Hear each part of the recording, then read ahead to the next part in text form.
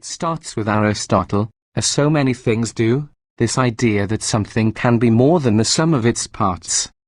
Two people collaborating can build something better than two people working alone. A nimble chassis, a smooth ride, a silky transmission, and a responsive engine can make an objectively unexceptional car into a true joy, a fan favorite, a smart buy.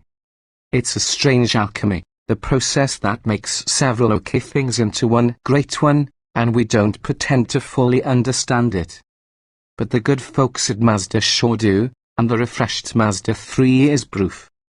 Repackaged and upgraded, Mazda has shuffled the 3's lineup a bit for 2017, doing away with the confusing I and S trim designations, moving advanced safety content into cheaper models, fiddling with the front and rear bumper designs, and adding vectoring control.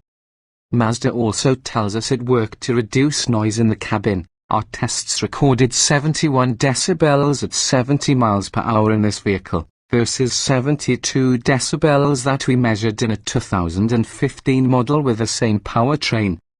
The 3 tested here was a top-off-the-line Grand Touring hatchback model fitted with the only engine available with the trim, a 2.5-litre naturally aspirated inland four, and a 6-speed manual transmission. A 6-speed automatic is a $1,050 option.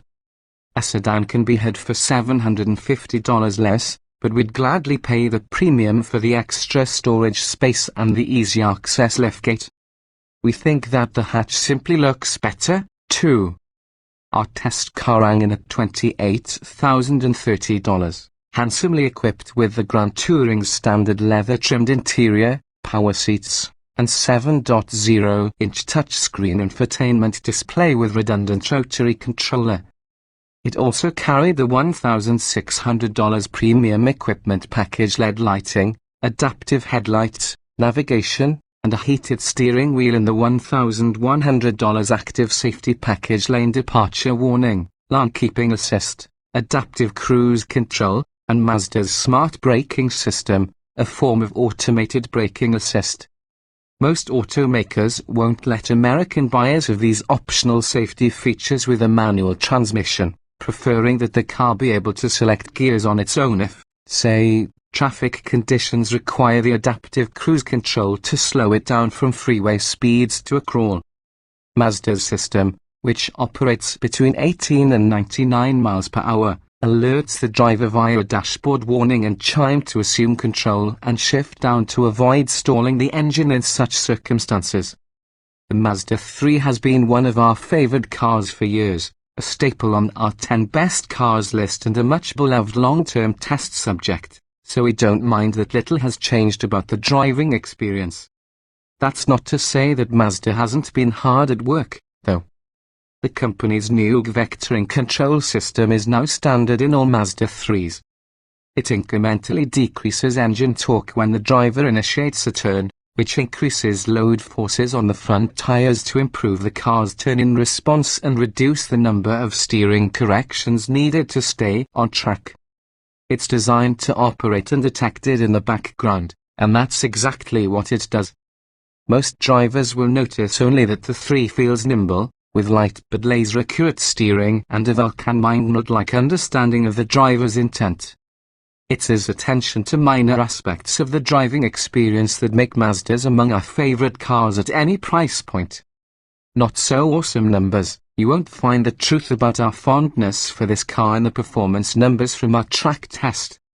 The naturally aspirated engine offers linear acceleration and pairs so well with a smooth clutch and crisp gearbox that the 3's lack of urgency off the line comes as a mild surprise. This one needed 7.4 seconds to accelerate from 0 to 60 miles per hour, only 0.1 second quicker than a Mazda 3 we tested last year with a base 2.0-litre engine and a 6-speed manual. The 13.6 seconds this 3 took to accelerate from 30 to 50 miles per hour in top gear, a test designed to replicate a passing maneuver without a downshift, was the slowest of any 2.5-litre stick-shift Mazda 3 we've tested. In the real world, the driver would ordinarily shift to a gear or two lower as automatic transmissions do in this same test, but that doesn't change the reality that this car was 2.1 seconds slower than our long-termer in performing the task. The car didn't distinguish itself in braking, either, needing a considerable 185 feet to stop from 70 miles per hour, or 20 feet more than the long-term test car needed when it was similarly new. A Ford Focus EcoBoost we tested earlier this year needed only 173 feet, while a Volkswagen Golf TSI took just 168. Not many cars in the segment outperform the Mazda 3's 0.84 grams of grip on the skid pad, but many match it, so it can't rightly be called a leader of the pack. The 3 returned 34 miles per gallon on our 75 miles per hour, 200-mile highway fuel economy test, besting the EPA's 33 miles per gallon highway rating. With its smaller displacement turbocharged engine, the 2016 VW Golf achieved 40 miles per gallon in the same test. The Mazda 3's best qualities can't be accounted for in braking distances or acceleration times. Instead, it's the subjective elements that make the Mazda great: the obedience of the steering, the confidence-inspiring gearbox, the eager chassis, the upscale interior.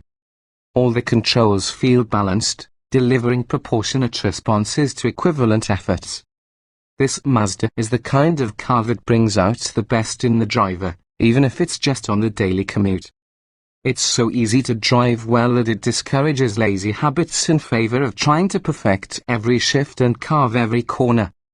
Instead of giving us the quickest compact car, or the lightest, the most efficient, or the stickiest, Mazda simply gave us one of the best.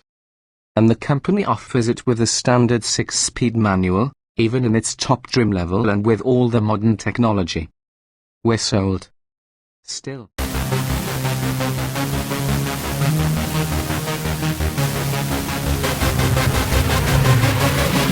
Yeah.